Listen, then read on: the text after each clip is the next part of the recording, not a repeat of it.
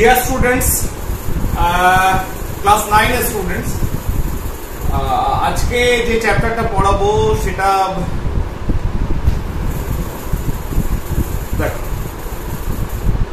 দেখতেই পাচ্ছ। যে চ্যাপ্টারটা আজকে পড়বো সেটা হচ্ছে শব্দ, সাউন্ড। আগেই বলে দিলাম, ঠিক আছে? অর্থাৎ কি দিয়ে শুনি শব্দ? কান দিয়ে শুনি।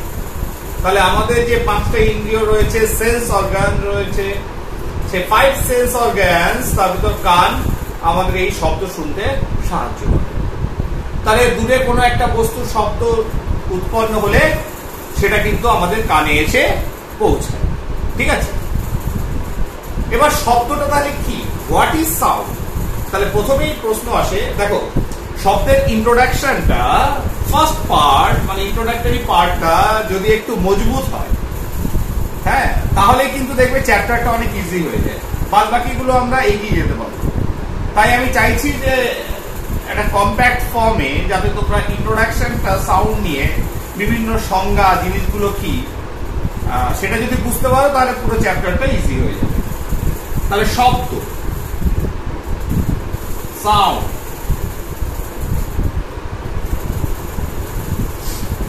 শব্দ হচ্ছে কি? শব্দ এক প্রকার শক্তি।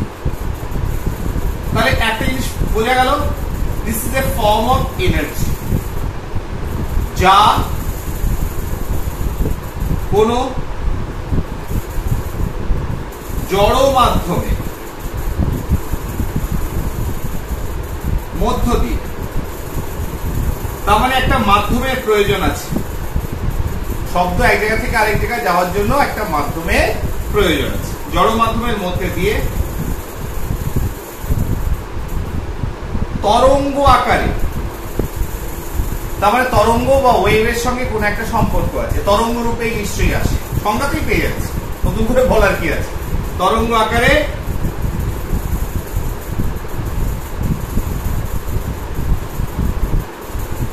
আমাদের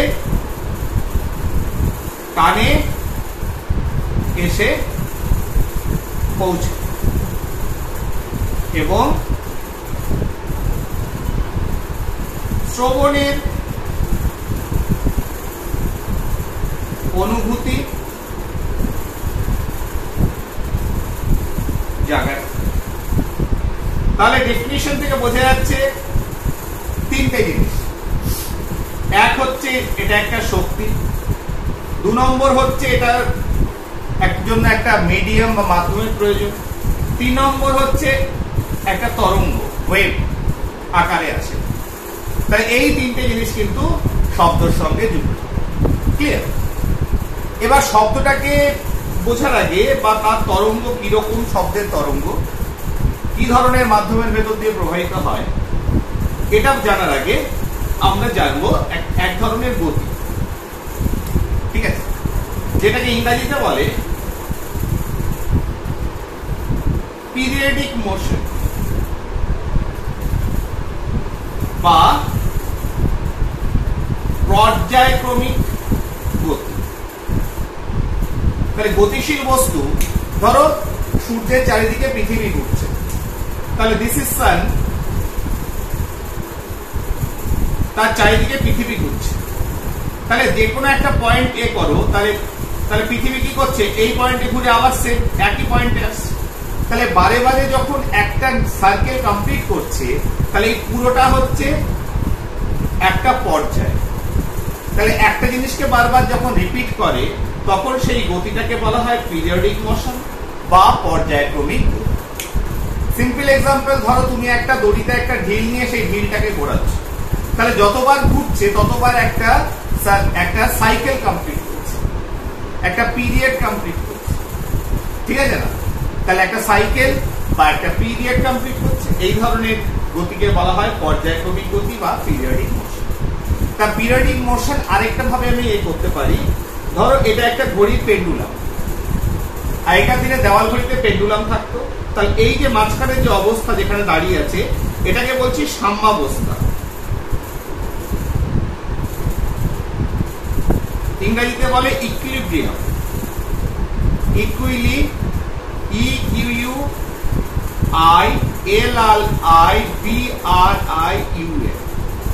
ইকুইলিব্রিয়াম পজিশন বা সাম্যাবস্থা। এবার যখন এটা দুলতে আরম্ভ করলো,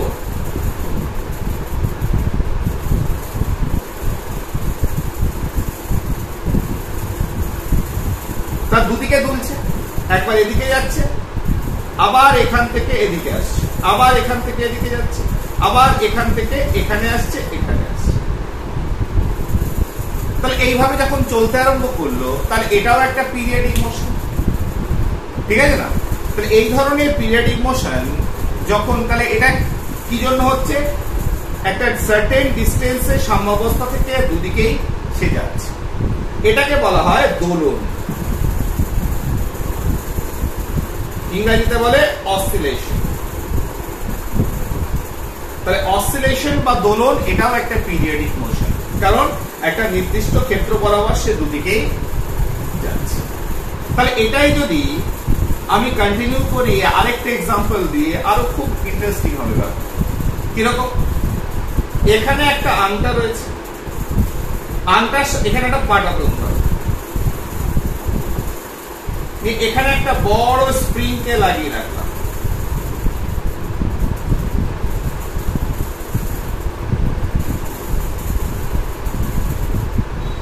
ক্লিয়ার? এবার স্প্রিং এর সাহায্যে কি রয়েছে? এখানে একটা অবজেক্ট আছে, বস্তু আছে,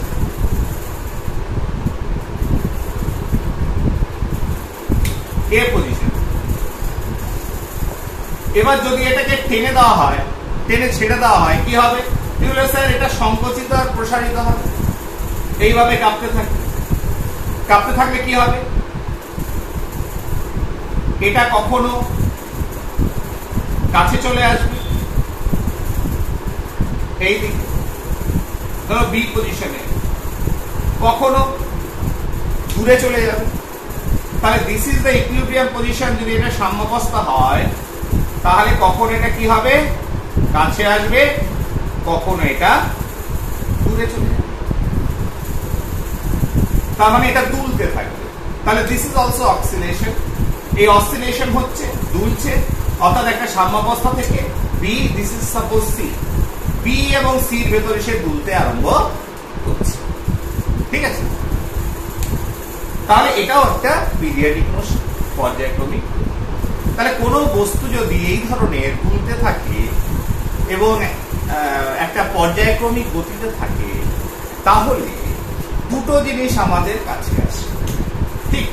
সেটা হচ্ছে সে কতটা, যে কোনো একদিকে সে কতটা গেছে, অর্থাৎ এ থেকে সি কতটা গেল, কতটা দূর পর্যন্ত সাম্যাবস্থা যেটা রয়েছে সেটার থেকে দুপাশে সে ম্যাক্সিমাম কতটা গেল, সর্বাধিক কতটা গেল, এ থেকে সি। এটাকে বলা হয়, এই ধরনের গতির ক্ষেত্রে এটাকে বলা হয় বিস্তার।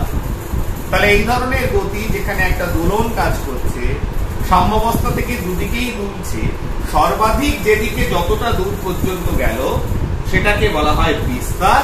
ইংরেজিতে বলা হয় অ্যামপ্লিটিউড।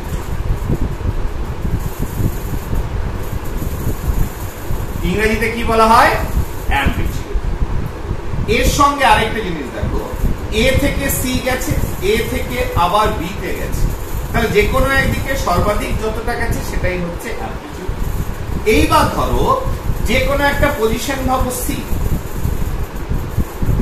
এইবার সি থেকে তো আলটিমেটলি, বা ধরো বি, ধরো আমি বি নিয়ে করছি, আমার কাছে আছে, বোর্ডের কাছে আছে, তাহলে বি থেকে সাম্যাবস্থা হয়ে ও সি তে গেছে। ধরো বি থেকে এ পর্যন্ত যেতে ওর সময় লেগেছে 0.25 সেকেন্ড। তাহলে বি থেকে প্রথমে ও এ তে গেছে, 0.25 সেকেন্ড সময় লেগেছে।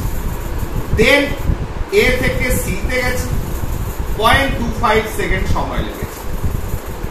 তাহলে বি থেকে এ, এ থেকে সি সবই একই সমান লাগবে, দুদিকে যেহেতু দুলছে, দুদিকে একই পরিমাণ সরবে, তখনই তাকে আমরা দোলন বলবো, অসিলেশন বলবো। অর্থাৎ সেখানে একটা ইলাস্টিক নেচার থাকবে, একটা স্থিতিস্থাপক স্থাপকতা ধর্ম কাজ করবে, দুদিকে একইভাবে সে দুলছে, কম্পনটা দুদিকে একই রকম হচ্ছে। তাহলে বি থেকে এ পর্যন্ত যেতে যদি 0.525 সেকেন্ড লাগে, তাহলে এ থেকে সি তে যেতে কত লাগবে? 0.25 সেকেন্ড। আবার সি থেকে এ তে যখন ফিরে এলো তখন 0.25 সেকেন্ড। আবার এ থেকে যখন বি তে এলো, সি থেকে এ থেকে বি তে এলো ফিরে, তখন আবার 0.25 সেকেন্ড। অর্থাৎ কোনো একটা বিন্দু থেকে যাত্রা শুরু করে আবার সেই বিন্দুতে যতক্ষণ ফিরে এলো, যে সময়টা লাগলো টোটাল অর্থাৎ 1 সেকেন্ড, তাহলে এটাকেই বলা হয় টাইম পিরিয়ড। ঠিক আছে? তাহলে একটা এ থেকে এই ধরনের দোলনের ক্ষেত্রে, অসিলেশনের ক্ষেত্রে, ইন পিরিয়ডিক মোশন, পর্যায়ক্রমিক গতিতে, তাহলে মোট একটা পুরো দোলন কমপ্লিট করতে, অর্থাৎ একটা পয়েন্ট থেকে যে আবার সেই পয়েন্টে ফিরে আসতে যে সময়টা লাগবে তাকেই বলা হচ্ছে কি? তাহলে একটা অ্যামপ্লিটিউড, একটা নতুন টার্ম বিস্তার পেলাম, এটাকে বলা হয় পর্যায়কাল, যেটাকে বড় হাতের টি দিয়ে ডিনোট করা হয়। ঠিক ইংরেজিতে বলে টাইম পিরিয়ড, পর্যায়কাল বা টাইম পিরিয়ড। ঠিক আছে? তাহলে দুটো জিনিস আমি শিখলাম, যে একটা হচ্ছে অ্যামপ্লিটিউড বিস্তার, আর একটা হচ্ছে পর্যায়কাল, বা যেমন এর ক্ষেত্রে হচ্ছে 1 সেকেন্ড হচ্ছে মোট পর্যায়কাল, যদি প্রত্যেকটা সি থেকে প্রত্যেকটাতে যদি 0.25 করে সময় লাগে। ঠিক এইবার এই দুটো, এটা একটু মুছে দিব, একটু মুছে দিচ্ছে, হ্যাঁ এই উপরটা রেখে দিচ্ছি। এবার নেক্সট, তার মানে আমি যদি ইংরেজিতে বলি তাহলে পর্যায়কাল মানে, বা বাংলায় যদি বলি সময়ের সংখ্যা বা number of second, number of time per দোলন। তাহলে এই যে কমপ্লিট অক্সিলেশন বা দোলন হয়েছে, তাহলে সময়ের সংখ্যা কতটা সময় লেগেছে, বা নাম্বার অফ সেকেন্ডস পার অক্সিলেশন বা সময়ের সংখ্যা কতটা সময় লেগেছে, এখানে যেমন 1 সেকেন্ড। কি জন্য? মোট একটা দোলন কমপ্লিট করতে। কার ক্ষেত্রে? এই ধরনের পিরিয়ডিক মোশন বা পর্যায়ক্রমিক গতি, যেটা সাম্যাবস্থা থেকে দুদিকেই সরছে। আরেকটা জিনিস টার্ম আসবে, তাহলে আমরা বিস্তার বুঝে গেলাম, পর্যায়কাল বুঝে গেলাম, আরেকটা টার্ম আসবে, সেটা হচ্ছে কম্পাঙ্ক। কম্পাঙ্কটা কি? ঠিক এর উল্টো। ঠিক, দোলনের সংখ্যা পার সময়, অর্থাৎ এই যে পুরো একটা দোলন কমপ্লিট করলো, একক সময়ে বা নির্দিষ্ট সময়ে সে কতগুলো দোলন কমপ্লিট করেছে, আর একটা পুরো দোলন কমপ্লিট হতে, পুরো অক্সিলেশন করতে কত সময় লেগেছে, number of time, number of second per oscillation, এটা হচ্ছে পর্যায়কাল। আর কম্পাঙ্ক হচ্ছে ওই নির্দিষ্ট সময়ে কতটা দোলন, কতগুলো দোলন করেছে। ঠিক না? তাহলে এটাই যদি একটা, আমি যদি রিলেশনশিপ বার করি, ঠিক আছে, এই এটাকে ধরো পর্যায়কাল টি, আর কম্পাঙ্ককে নিউ দিয়ে প্রকাশ করা হয়। Nu is a Greek word, Greek term. ঠিক আছে? তাহলে এই কম্পাঙ্ক হচ্ছে যে কতগুলো দোলন হচ্ছে পার টাইম, এটাকে নিউ দিয়েও প্রকাশ করা হয়। গ্রিক ওয়ার্ড, কিংবা হেনরি রুডলফ হার্টজ তার নামকরণে যে রেডিও ওয়েভ আবিষ্কার করেছিল, এটাকে হার্টজ বা সাইকেল, এটাকে যেহেতু একটা কমপ্লিট সাইকেল বলছি এই পর্যায়টাকে, তাই সাইকেল পার সেকেন্ডও বলা হয়। ঠিক আছে না? তাহলে বা পার সেকেন্ড বলা হয়, বিভিন্ন ভাবে এটাকে প্রকাশ করা হয় কম্পাঙ্ককে। ঠিক আছে? এবার ধরো টাইম লেগেছে হচ্ছে, মোট টাইম পিরিয়ড লেগেছে হচ্ছে ধরো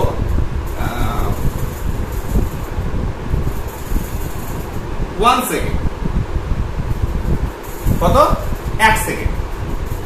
তাহলে এটাকে যদি পার সেকেন্ডে বলা হয় যে পার সেকেন্ডে কতগুলো কম্পাঙ্ক কতগুলো দোলন হয়েছে, তাহলে মোট টাইম পিরিয়ড যদি পর্যায়কাল হয় 1 সেকেন্ড, অর্থাৎ একটা পর্যায় কমপ্লিট করেছে, একটা দোলন কমপ্লিট করেছে 1 সেকেন্ডে, তাহলে পার সেকেন্ডে কটা দোলন হলো? একটা। যদি এটা 0.5 সেকেন্ড লাগে, তাহলে একটা দোলন কমপ্লিট হলে 0.5 সেকেন্ড, তাহলে সেক্ষেত্রে কম্পাঙ্ক কত? 1 সেকেন্ডে কটা? দুটো দোলন। যদি একটা কমপ্লিট করতে 0.25 সেকেন্ড লাগায় দোলন কমপ্লিট করতে, তাহলে কটা দোলন হলো ফ্রিকোয়েন্সি? 4। তার মানে যত টি ডিক্রিজ করব, যত আস্তে আস্তে নামাবো, তত কি হচ্ছে? এই পরিমাণটা আস্তে আস্তে বাড়ছে, তার মানে উপর দিকে উঠছে। তার মানে 1 2 4, তাহলে এটা ডিক্রিজ করছে, তো এটা উপর দিকে উঠছে, তার মানে এদের সম্পর্ক হচ্ছে ব্যস্তানুপাতিক সম্পর্ক। তার মানে তোমার frequency is equal to 1/2। Clear? আর এখানে ডেফিনিশনে এখান থেকে তো আমরা বুঝতে পারছি সময়ের সংখ্যা ডিভাইডেড বাই পার দোলন, আর দোলনের সংখ্যা পার সময়। তাহলে এটা একটা বেসিক স্ট্রাকচার, যেটা আমাদের পরবর্তীকালে জানবো, শব্দের ক্ষেত্রে কাজে লাগবে, তাই প্রথমেই বলে দিই। ঠিক আছে? এইবার 2 নম্বর যেটা হচ্ছে তরঙ্গ কথাটা একটু বলতে হবে। ঠিক আছে? তরঙ্গ, যেহেতু শব্দের সঙ্গে তরঙ্গ কথাটা যুক্ত আছে, তরঙ্গ ওয়েভ। তরঙ্গ কাকে বলছে? বলছে তরঙ্গ হচ্ছে নাথিং, আলোড়ন।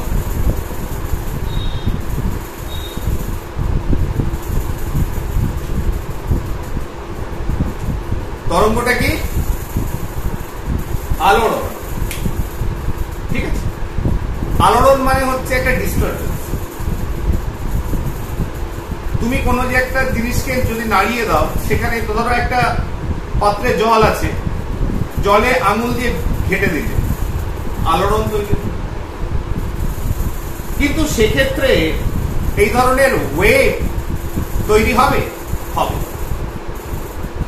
তাহলে আলোড়ন মানেই হচ্ছে সেখানে একটা ওয়েভ তৈরি হবে। হতে পারে সেটা স্থায়ী হলো না, সঙ্গে সঙ্গে নষ্ট হয়ে গেল।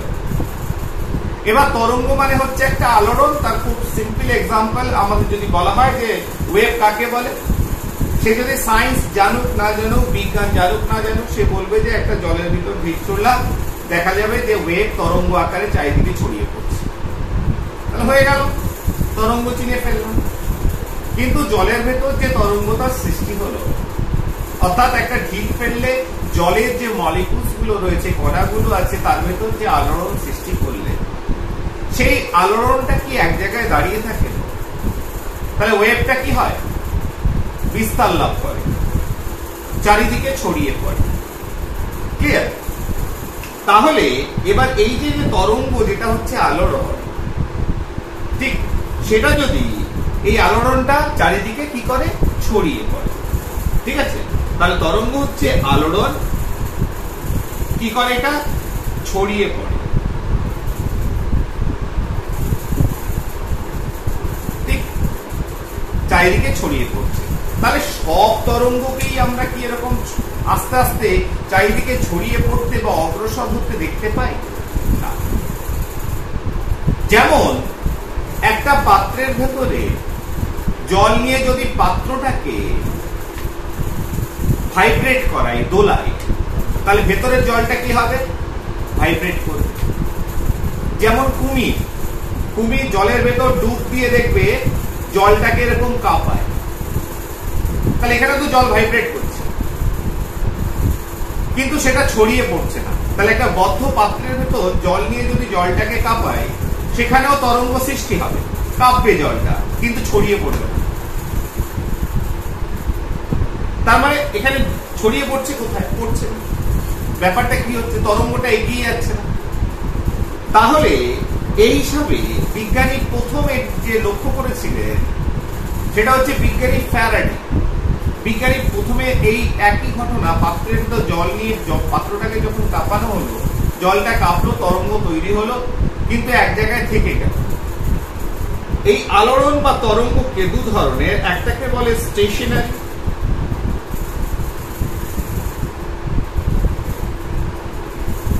আরেকটা বলে প্রোগ্রেসিভ। তাহলে একটা হচ্ছে স্টেশনারি বা স্ট্যান্ডিং ওয়েভ, আর একটা হচ্ছে প্রোগ্রেসিভ বা চলমান, যেটা চলে যায়, এগিয়ে যায়। তাহলে একটা হচ্ছে স্থির তরঙ্গ, এটা হচ্ছে স্থির তরঙ্গ, আর এটা হচ্ছে চল তরঙ্গ। এবার এই যে আলোড়ন যেটা চারিদিকে ছড়িয়ে পড়ছে, স্থিরের ক্ষেত্রে কি হচ্ছে, ছড়িয়ে পড়ছে কিন্তু কোনোভাবে ওটা এগোতে পারছে না, নষ্ট হয়ে যাচ্ছে। চলতরিত তরঙ্গের ক্ষেত্রে তরঙ্গটা এগিয়ে যাচ্ছে, ওটা নষ্ট হচ্ছে না। এবার এই ওয়েভ বা তরঙ্গকে, যে আলোড়নটার কথা বলা হচ্ছে, সেটাকে কিভাবে আমরা ডিনোট করি? ওয়েভটাকে লাইক দিস। তার মানে ওয়েভের একটা প্যাটার্ন রয়েছে। তার মানে এর ভেতর যে আলোড়নটা সৃষ্টি হচ্ছে সেটা গ্যাসের অণুর মতো আলোড়ন নয় যে যেদিকে খুশি সেদিকে হাঁটলাম। তাহলে এখানেও মনে হচ্ছে যে কোনো একটা জিনিস হেলতে দুলতে যাচ্ছে। তাহলে এখানেও নিশ্চয়ই এই কম্পনটা, যে অণুগুলোর ভেতর যে কাঁপাকাঁপি হচ্ছে, যে আলোড়নটা হচ্ছে, সেটাও যেন একটা দোলনের দোলন, সেখানেও একটা দোলন কাজ করছে। তাহলে নির্দিষ্টভাবে না দুললে কখনোই এই তরঙ্গ সৃষ্টি হতে পারে না। তো without oscillation wave cannot be formed। তার মানে হ্যাপাজার্ড ভাইব্রেশন হচ্ছে না, কম্পন হচ্ছে, তারও একটা নির্দিষ্ট ওয়ে আউট আছে, নির্দিষ্ট প্যাটার্ন রয়েছে, সেইভাবেই এই ধরনের তরঙ্গ সৃষ্টি। আর এই স্থির তরঙ্গের ক্ষেত্রে কি? স্থির তরঙ্গের ক্ষেত্রে একটা তরঙ্গ সৃষ্টি হয়, উল্টো দিক থেকে আরেকটা তরঙ্গ এসে, আমি যদি বলি এটাকে এরকম যে একটা তরঙ্গ সৃষ্টি হলো, উল্টো দিক থেকে আরেকটা তরঙ্গ এসে এগোতে দিচ্ছে না, নষ্ট করে দিচ্ছে। তাহলে এইভাবে আমরা স্থির তরঙ্গটাকে ভাবতে পারি। সেটা আমাদের এখনো তরঙ্গে এগিয়ে যাওয়ার মানে অতটা ভাববার বিষয় নয় যে what is standing wave, what is stationary wave. তবে একটা তরঙ্গকে উল্টো দিক থেকে আরেকটা তরঙ্গ নষ্ট করে, ফলে সেটা এগোতে পারে না, সেটা হচ্ছে স্টেশনারি ওয়েভ বা স্ট্যান্ডিং ওয়েভ, যেটা হচ্ছে স্থির তরঙ্গ। আরেকটা যেটা চল তরঙ্গ, সেটা নিয়ে আমরা কাজ করব। তাহলে এই যে তরঙ্গ, যেটাকে বলছি, যেটা নিয়ে কাজ করবো, সেটা হচ্ছে চল তরঙ্গ। তাহলে এই যে চল তরঙ্গ, তাহলে স্পেসিফিক্যালি বলে দিই চল তরঙ্গ। তাহলে যে তরঙ্গের অগ্রগতি ঘটায়। এবার কেন এত আলোচনা করছি? কারণ সাউন্ডের সঙ্গে তরঙ্গের একটা যোগ রয়েছে। তাহলে প্রথমেই আমরা ভেবে নিই যে সাউন্ড ওয়েভ, যেটাকে সাউন্ড ওয়েভ কথাটাও তোমরা শুনেছো, সাউন্ড ওয়েভ, তার মানে সাউন্ডটা একটা ওয়েভ আকারে ছড়িয়ে পড়ে চারিদিকে, এবং সেটা একটা এনার্জি, ফর্ম অফ এনার্জি। তাহলে সেটাই যদি হয়, তাহলে আমরা কল্পনা করতে পারি লাইক কেমন, আমরা যে ওয়েভ দেখেছি লাইক দিস, যেটা জলের ভেতর ঢিল পড়লে ছড়িয়ে পড়ে। তাহলে আমি যদি জলের ভেতর একটা ঢিল এখানে দিয়ে দিই, ফেলে দিই, তাহলে কি হবে? এখানে যে অণুগুলো আছে, সেই অণুগুলো, জলের যে অণুগুলো আছে, সেই অণুগুলো এখানে কম্প্রেস হয়ে সংকুচিত হয়ে গেল। পাশের অণুগুলো কি হলো? প্রসারিত হয়ে গেল।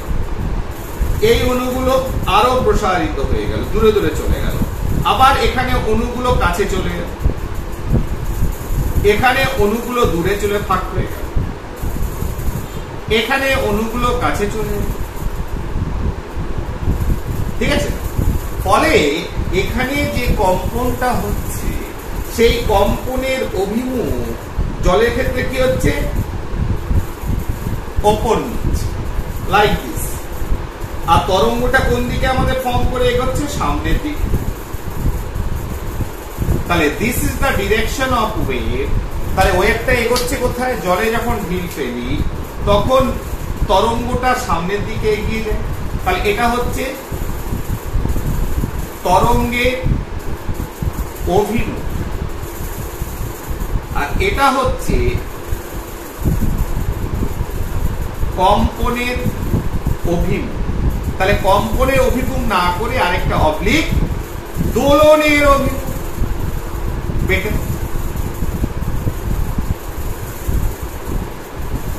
তাহলে যে দুলছে কণাগুলো কি জল নিয়ে কথা বলছি, ওয়াটার মলিকুলস, সেগুলো ওপর নিচ হচ্ছে নিচের দিকে এবং এই দিকে তরঙ্গটা এগিয়ে যাচ্ছে, এটা আমরা দেখতে পাই, ছড়িয়ে পাচ্ছে তরঙ্গ।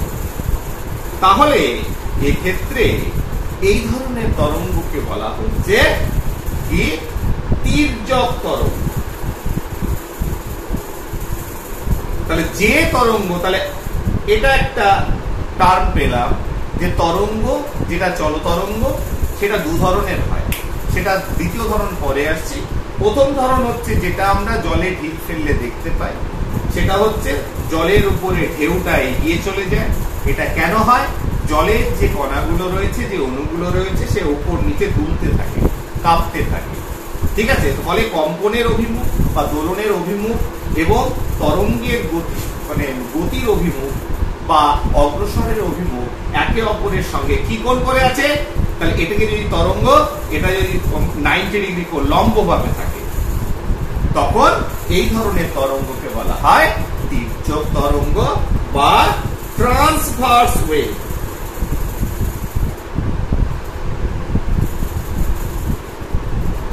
Transverse wave, clear? এইবার শব্দের ক্ষেত্রে চলে আসে, বলে শব্দের ক্ষেত্রেও যাব না, তাহলে কি নিয়ে যাব? আমরা যাব হচ্ছে দেখব যে শব্দের ক্ষেত্রে অ্যাকচুয়ালি কি হয়, শব্দের ক্ষেত্রে কি ঘটনা ঘটে, ঠিক আছে। চলো বইয়ে দেখি। বেশ, প্রথম কথা হচ্ছে শব্দের উৎস, সোর্স অফ সাউন্ড। আমরা যে কথা বলছি, আমরা একটা উৎস, লাউড স্পিকার, মাইক্রোফোন, গাড়ি, ওরা যেখান থেকে শব্দ উৎপন্ন হচ্ছে সেটা হচ্ছে শব্দের উৎস। তা শব্দের উৎস তো বুঝলাম, এবার শব্দ কি করে ছড়ায়? বলে স্যার যেমন জলের ঢেউ ছড়িয়ে যায় তেমনি শব্দ ছড়ায়, কারণ আপনি বলেছেন শব্দ হচ্ছে তরঙ্গ আকারে ছড়ায়। অ্যাকচুয়ালি সেটা কি হয়? তাহলে ফার্স্ট এক্সপেরিমেন্ট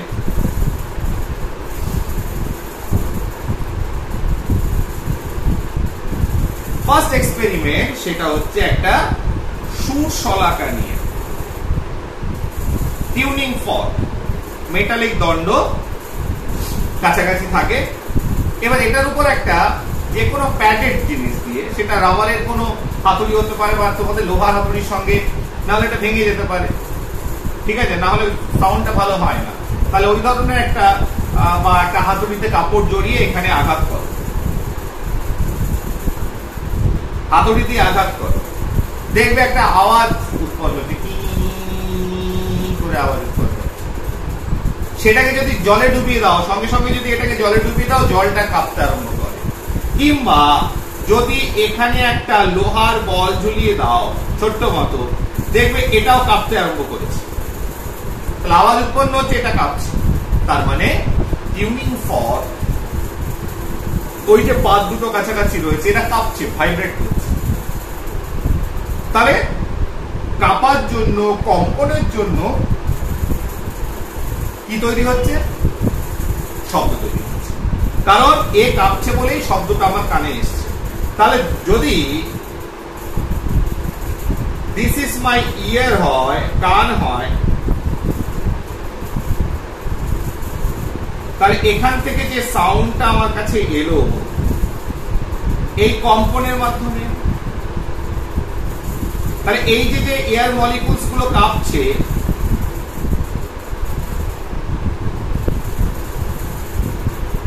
এইভাবে এখান থেকে শব্দ আমার কাছে এসে পৌঁছাচ্ছে, ঠিক?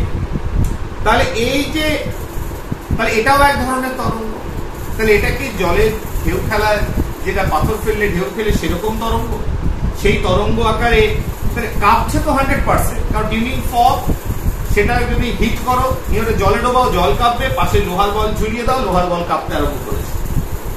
তার মানে এখানে যে এয়ার পার্টিকেলস গুলো আছে তাদের ভেতর একটা কম্পন হচ্ছে, একটা ভাইব্রেশন হচ্ছে, এবং ভাইব্রেশনটা আমি যদি এইভাবে লিখি, দিস ইজ এ ভাইব্রেশন, তাহলে এই ভাইব্রেশন হতে হতে হতে হতে এই এনার্জিটা শব্দটা আমার কানে এসে পড়ছে, যে কানে সেরকম মেকানিজম আছে যে শব্দটাকে শুনতে পাচ্ছে। তাহলে এটাকে একটু অন্যভাবে এই ছবিটাকেই, সেম ছবিটাকেই একটু আর একটু ডিটেইলসে বুঝি। কিরকম? Suppose this is a speaker,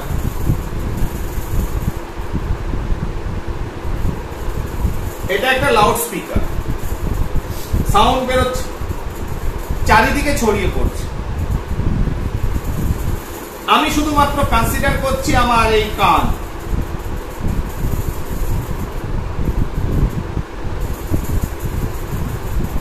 কানটাকে consider করছি, কানে আওয়াজ শুনতে পাবো। অ্যাকচুয়ালি কি ঘটে, তাহলে এখানে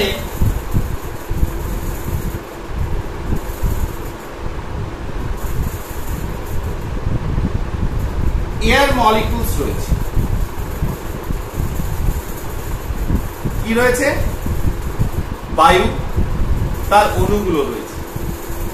যখন এখান থেকে এনার্জিটা এখানে এলো, শক্তিটা এলো, তখন এই কণাগুলো এই লেয়ারের কাছাকাছি চলে এলো,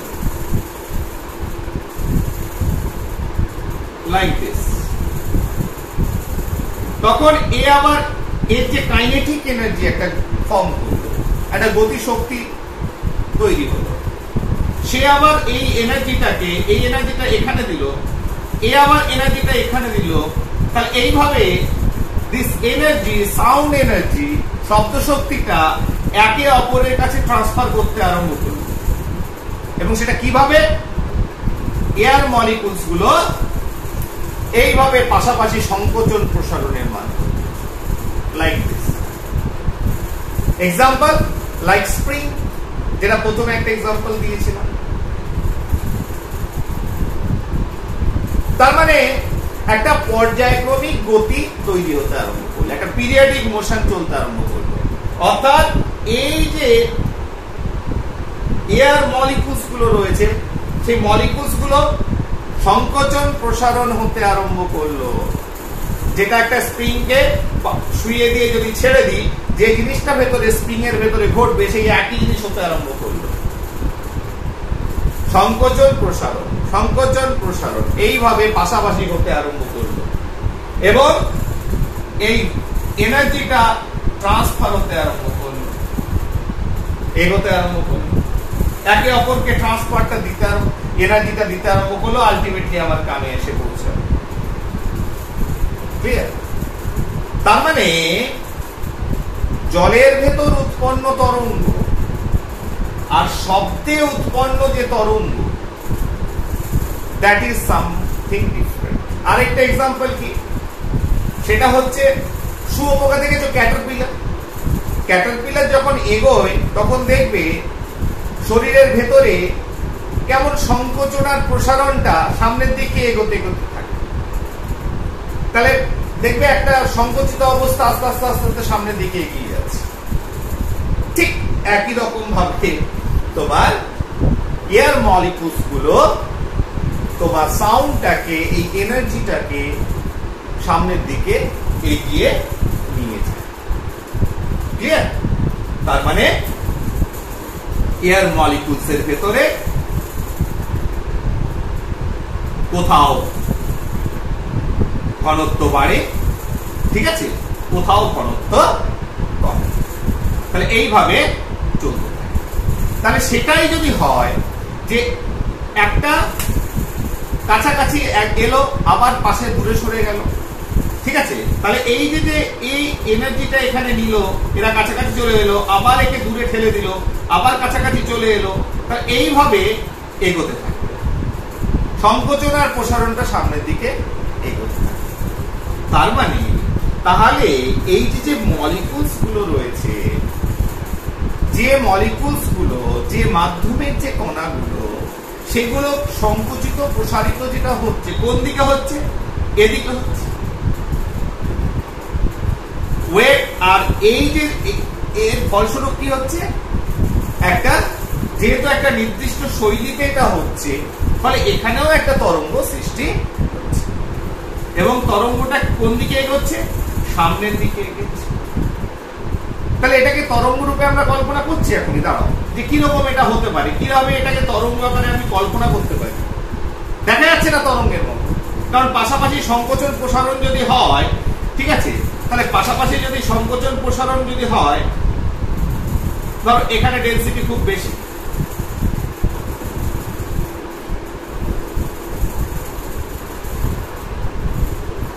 আবার এখানে ডেনসিটি খুব কম, পাশাপাশি এখানে ডেনসিটি কম, আবার এখানে ডেনসিটি বেশি হয়ে গেল, পাশাপাশি হয়ে গেল।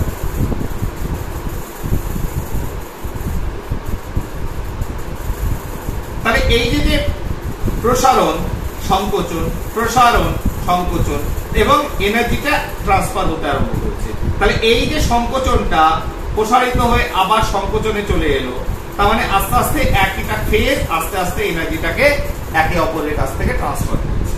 তাহলে এখানে অণুগুলো কোন দিকে দুলছে, কোন দিকে ভাইব্রেট করছে, পাশাপাশি। তাহলে অণুগুলোর যে কম্পন এদিকে হচ্ছে এবং একটা যে তরঙ্গ সৃষ্টি হলো, কারণ একটা নির্দিষ্ট প্যাটার্নে যখনই আলোড়নটা হবে তখনই সেখানে একটা তরঙ্গ সৃষ্টি হবে, সেই তরঙ্গর অভিমুখে। তাহলে এটা যদি তরঙ্গের অভিমুখ হয় আর এই দিকেই যদি তোমার কম্পনের মাধ্যমের কণাগুলির কম্পনের অভিমুখ হয়, অর্থাৎ দুটো যদি সমান্তরাল হয়, তখন এই যে তরঙ্গ, তরঙ্গটাকে কি বলবো? এটাকে বলবো অনুদৈর্ঘ্য তরঙ্গ, অর্থাৎ লঙ্গিটিউডিনাল।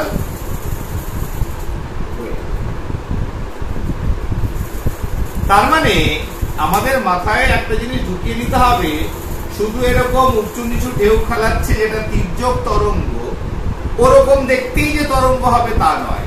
পাশাপাশি কেঁপে কেঁপে একটা জিনিস যদি চলে যায় স্প্রিং এর ভিতর, সংকোচন প্রসারণ আস্তে আস্তে এগিয়ে চলে গেল। তাহলে এইভাবে যদি মলিকুলস গুলো, মাধ্যমের কণাগুলো যদি এইভাবে পাশাপাশি সংকোচন প্রসারণের মাধ্যমেও এগিয়ে যায়, তখন সেটাকেও আমরা একটা তরঙ্গ। তা সেটা হচ্ছে কি? অনুদৈর্ঘ্য তরঙ্গ।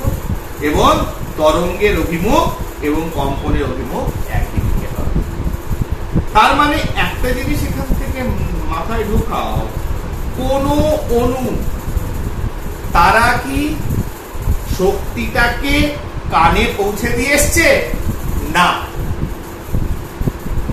প্রত্যেকে নিজের জায়গায় বর্তমান, শুধুমাত্র পাশাপাশি সরেছে,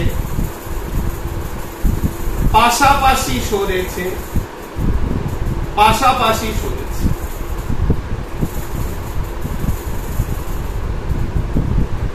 তাহলে সংকোচন প্রসারণ হয়ে এই প্রত্যেকটা যদি তার নিজের জায়গাটাকে, প্রাথমিক জায়গাটাকে যদি সাম্যাবস্থা ভাবি, প্রথমেই আমি এক্সাম্পল দিয়েছি চ্যাপ্টারের শুরুতে স্প্রিং এর সঙ্গে বস্তুখণ্ড, সেই সাম্যাবস্থা থেকে অণুগুলো দুদিকে ভাইব্রেট করেছে, কম্পিত হয়েছে, ঠিক আছে? এবং কম্পিত হওয়ার ফলস্বরূপ সংকোচন হয়েছে পাশাপাশি এবং প্রসারণ হয়েছে এবং এনার্জিটা ট্রান্সফার হতে আরম্ভ করেছে। সংকোচন প্রসারণটা আস্তে আস্তে এগিয়ে গেছে। তার মানে এটাকে তরঙ্গ সেই জন্য বললাম, কারণ তরঙ্গের ক্ষেত্রে একটা জিনিস মাথায় ঢোকাতে হবে, যে পার্টিকেলস গুলো, মাধ্যমের কণাগুলো, তারা ভাইব্রেট হয়, তারা কম্পন হয়, তাদের ভিতর দোলন হয়, কিন্তু তাদের জায়গার পরিবর্তন হয় না। তাহলে এক্ষেত্রেও তোমার আওয়াজটা, শব্দটা পাশাপাশি সংকোচন প্রসারণ অর্থাৎ কম্পনের, পাশাপাশি কম্পনের মাধ্যমে, পাশাপাশি দোলনের মাধ্যমে এক জায়গা থেকে আরেক জায়গায় গেছে, কিন্তু মাধ্যমের কণা শব্দটাকে পৌঁছে দিয়ে আসেনি। তাই এটা এক ধরনের তরঙ্গ, তরঙ্গের মাধ্যমেই এই শক্তিটা এক জায়গা থেকে আরেক জায়গায় যাচ্ছে। ঠিক? তাহলে তরঙ্গের যে কনসেপ্ট, যেইভাবে উঁচু নিচু হয়, সেটা ছাড়াও পাশাপাশিও হতে পারে, যেটাকে বলা হয় তোমার অনুদৈর্ঘ্য তরঙ্গ। এবং যদি বলা হতো যে স্যার যদি এয়ার মলিকুলস গুলো নিয়ে চলে যেত শক্তিটাকে, তখন সেটাকে কি বলতে? শব্দ বলতে? শব্দ পৌঁছেছে না, তখন সেটাকে বলতাম বাতাস দিচ্ছে। যদি হাওয়া নিজে এসে ধাক্কা মারে তুমি কি বলবে? বাতাস। কিন্তু যখন শব্দ পৌঁছায় তখন কি বাতাসের কণাগুলো তোমার কানে ফুরফুর করে আওয়াজ হয়?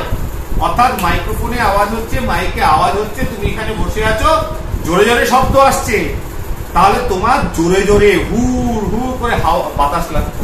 বলে কেন? তার কারণ এয়ার মলিকুলস গুলো বয়ে বয়ে নিয়ে আসছে এনার্জিটা, তাই আমাকে হাওয়া জোরে জোরে লাগছে। কিন্তু তা তো লাগে না বাবু। তার মানে এয়ার পার্টিকেলস গুলো শব্দকে ট্রান্সফার করে, শক্তিটাকে নিজের জায়গা থেকে পরিবর্তন হয় না। ক্লিয়ার? তাহলে এই জিনিসটা কিন্তু আমাদের মাথায় ঢোকাতে হবে। যে এইবার চলে আসি এত জটিল ছবির জায়গায় ছবিটাকে আরেকটু ইজি। তার মানে এই সোর্স থেকে this is the loud speaker. Loud speaker যদি এয়ার মলিকুলস গুলো থাকে, দেখো চারিদিকে তো শব্দ ছড়াচ্ছে, চারিদিকেই কাঁপছে। আমি অন্যদিকে, আমি শুধুমাত্র আমার কান যেদিকে রয়েছে সেই কথাটা ভাবছি, ঠিক আছে না?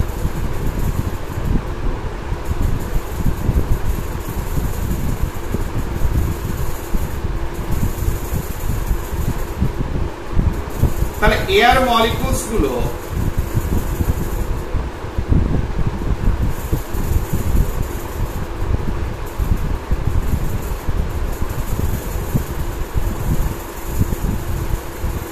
রয়েছে, ঠিক আছে?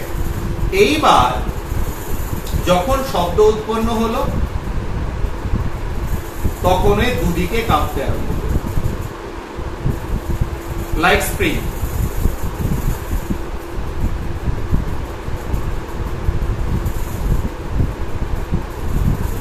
তাহলে এটাই যদি হয়, তাহলে এই ধরনের কম্পনে, তাহলে এটা তো আমি বুঝতে পারছি স্যার দুদিকেই যদি একই রকম কম্পন হয়, এটা কোন ধরনের মাধ্যমে সম্ভব? স্থিতিস্থাপক মাধ্যমে সম্ভব। তাহলে শব্দ যে অনুদৈর্ঘ্য তরঙ্গ উৎপন্ন করছে সেখানে একটা কম্পন হচ্ছে। কম্পনটা কেমন? দুদিকে, এটা যদি সাম্যাবস্থা হয়, সাম্যাবস্থা দুদিকে একইভাবে কাঁপছে। তার মানে এটাকে কম্পন না বলে আমি কি বলতে পারি? দোলন, অসিলেশন। তাহলে এই দোলন তখনই সম্ভব যখন মাধ্যমটা পারফেক্টলি ইলাস্টিক এর নেচার হবে। অর্থাৎ এই ধরনের তরঙ্গ তোমার আমি কোন মাধ্যমে সম্ভব? এক হচ্ছে তোমার এই ধরনের তরঙ্গকে আমি কি বলতে পারি? মাধ্যম না, তরঙ্গকে কি বলতে পারি?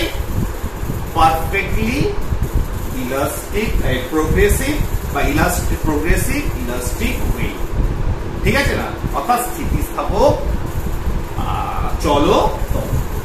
অর্থাৎ প্রত্যেকটা মাধ্যমের কণাগুলো একইভাবে দুদিকে কাঁপছে। তাহলে সেটাই যদি হয়, তাহলে ওই প্রথমের কেন আমি প্রথমে করেই নিয়েছি পর্যায়কাল ইত্যাদি বিস্তার। তাহলে একটা কণা সাম্যাবস্থা যদি থাকে, তাহলে যখন শব্দ শক্তিটা এগোচ্ছে তখন কণাগুলো কাঁপছে। তাহলে কণাগুলো যে কাঁপছে, তার সাম্যাবস্থা থেকে সর্বাধিক যে দূরত্ব পর্যন্ত গেল কম্পিত হয়ে, বা দোলনে যে অবস্থা পর্যন্ত গেল, তাহলে সেটাই কি?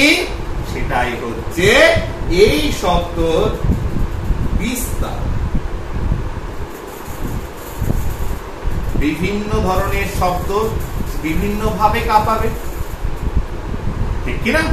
বিভিন্ন ভাবে কাঁপাবে। অতএব এই শক্তিটার এই শব্দের বিস্তার বা অ্যামপ্লিটিউড কত? অ্যামপ্লিটিউড, এই শব্দটা যেটা উৎপন্ন হলো এনার্জিটা, সে এই অণুগুলোকে পাশাপাশি যতটা কম্পিত করলো সেটাই হচ্ছে বিস্তার। এটা আমরা পড়ে ফেলেছি প্রথমে, সেই জন্য আমাদের কাছে ইজি লাগবে। ক্লিয়ার? আর এর পর্যায়কাল কতটা কম্পনের? একটা পূর্ণ কম্পন, অর্থাৎ এখান থেকে এখান থেকে এখান হয়ে আবার এই পর্যন্ত আসতে, এখান থেকে শুরু করে আবার এই পর্যন্ত আসতে, অর্থাৎ সাম্যাবস্থা থেকে এ পয়েন্ট নিয়ে বি পয়েন্ট, তাহলে এ থেকে বি, বি হয়ে এ, বা এটা জিরো থেকে এ হয়ে বি হয়ে আবার জিরো, এই পূর্ণ কম্পন। তাহলে পূর্ণ কম্পনে যে সময় লাগবে, তাহলে এটাকে দোলনে বললে পূর্ণ দোলনে যে সময় লাগবে, তাই এই ক্ষেত্রে ভাইব্রেশন হয়তো অণুগুলোর ভেতর পাশাপাশি, তাই এটাকে ভাইব্রেশনের হিসেবেও দেখবে বইতে লেখা আছে। তাহলে এই পূর্ণ কম্পন, অর্থাৎ বি থেকে সাম্যাবস্থা থেকে এ হয়ে আবার বি, যে সময় লাগবে সেটাই হচ্ছে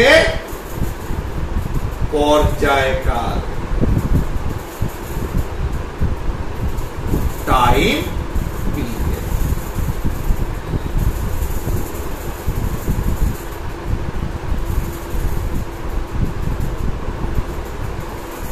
ক্লিয়ার? আচ্ছা, সময়টা পেরিয়ে যাচ্ছে, আমার খেয়াল নেই, পার্টটা অনেক লেন্দি হবে। তাহলে আমরা পর্যায়কাল যেটা আমরা পড়ে এসেছি, স্প্রিংকে কাঁপিয়ে দেখে এসেছি যে পর্যায়কাল কি, এই ধরনের যখন দুলতে থাকবে একটা দোল গতি পাবো, সিম্পল হারমোনিক মোশন পাবো, তাহলে এই ক্ষেত্রেও তোমার একই রকম অণুগুলো পাশাপাশি কাঁপছে, সেখানে একটা দোল গতি তৈরি হচ্ছে, দোলন হচ্ছে।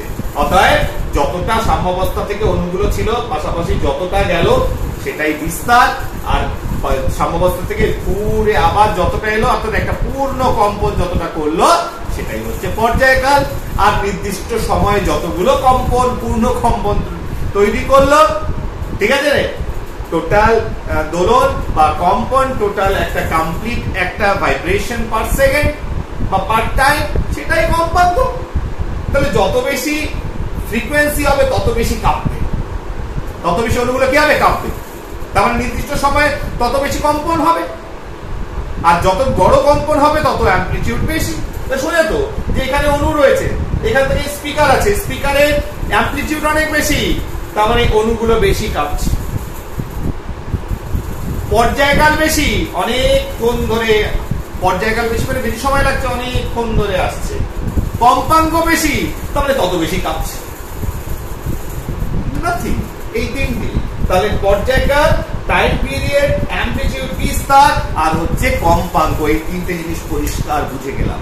এবার আমরা বার করবো এর পরের দিন যে ওয়েভলেন্থ, তরঙ্গ দৈর্ঘ্য, এবং সামনের দিকে এগোবো। আজকে সময় বেশি হয়ে গেছে, না হলে ইচ্ছা ছিল এই টোটাল ব্যাপারটাকে আরেকটু সাম আপ করা। ওকে, থ্যাংক ইউ ভেরি মাচ।